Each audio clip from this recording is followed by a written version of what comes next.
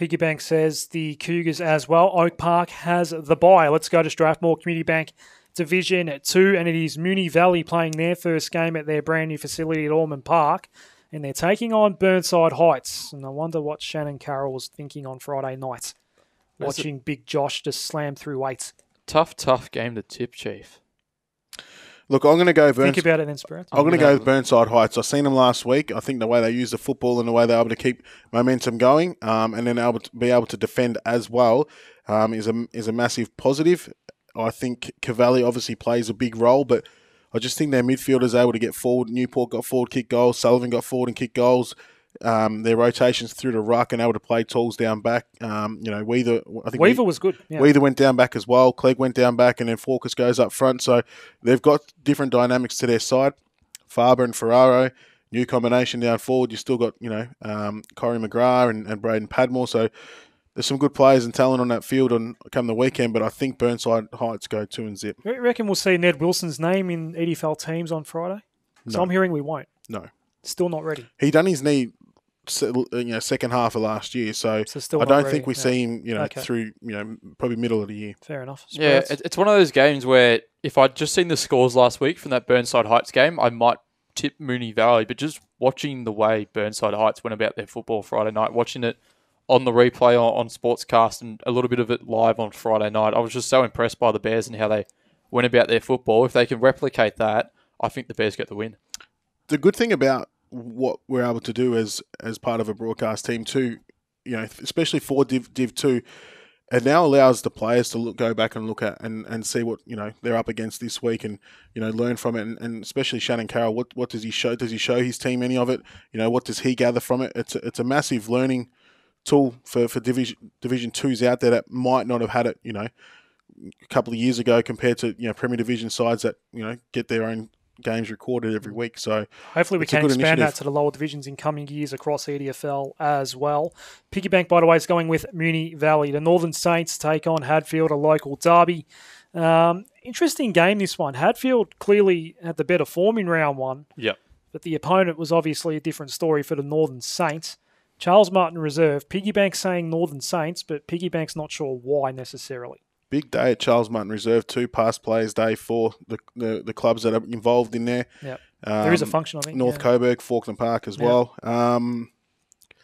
If Hadfield get up, a bit of pressure on a new coach coming in after 0-2 for Brett Canurley if Hadfield gets up. I think it was great to see Hadfield win last week, but obviously you've got to take into consideration who they were playing. In all respect to Keilor Park, but I think we all expected the Hawks to win that game by a comfortable margin. I think they'll come back to earth this week, and Northern Saints should get the job done. I think Northern Saints get the job done, and hopefully this week we might see a picture of Pete Dispensary with a ball in hand rather than chasing someone. He's copped a bit of slack on the socials Jamie Morey took a couple of photos of Dispensary with the ball. Cole Reserve, Coburg Districts taking on Jacana 2017 Grand Final rematch. Oh, another great game. How good's Div 2 this year, Chief? You're always talking about Div 1. I'm on the board of Div 2 You know what's different about it now? There are established rivalries within the division. It's great. There's a bit of history with it now. You can look back at past grand final matchups and things like that. There are storylines in this division now. That's the key difference that we have. I'm loving it, Chief, and I'm gonna back Jacana. I think Jacana bounced back. It's going to be a fair bounce back. They were yucky against Burnside Heights. I think Sprouts goes 12-13 again this week because Coburg get up. Coburg Districts get up. You really did not like what you saw in purple. I didn't. Like you just said, that's a big bounce back from where they were last week to where they are. I don't mean to be so negative towards one team, but it's just what I've seen, and it's an opinion.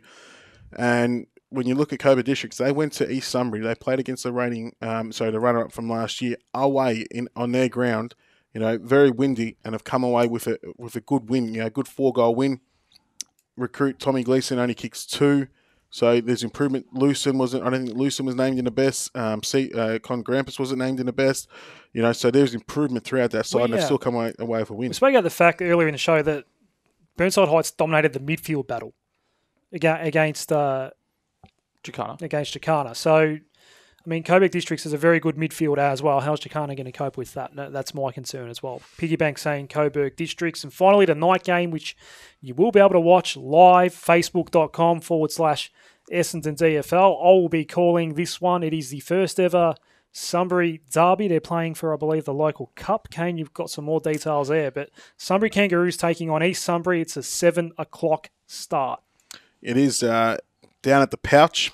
The Pouch. Give us a spell. The local Bottle-O is sponsoring both sides. It's for the local cup. Both captains were down at the shop today getting photos taken, located in Goonawarra, and run by a very good man by the name of Lee down there. Very good man.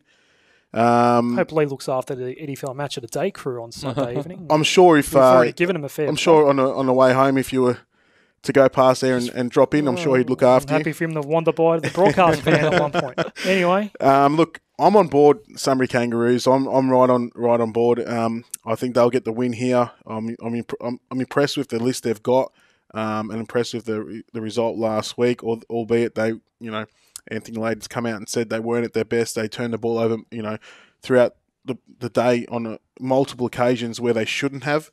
But it's only room for improvement, especially in round one. So I think they get the win. Unfortunately for the runner-up, I think they start 0-2. Season's not dead yet. Well, they're a side that made a grand final from fourth. Like, let's not forget, they weren't an amazing home and away side, East Sunbury. They had periods where they were good and there were periods where they were bad. It was a very tumultuous sort of year roller coaster up and down for the Thunder. They started so well, don't forget. But I think they'd know better than any team that you don't necessarily have to be hitting home and away form at this moment. So Kangaroos for the piggy bank.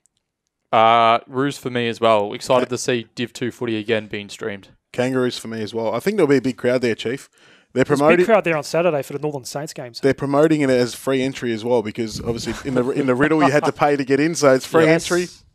All right. So if you can't make it to Eric Boardman Reserve, the Pouch, I guess, you can watch it on facebook.com/Essendon DFL.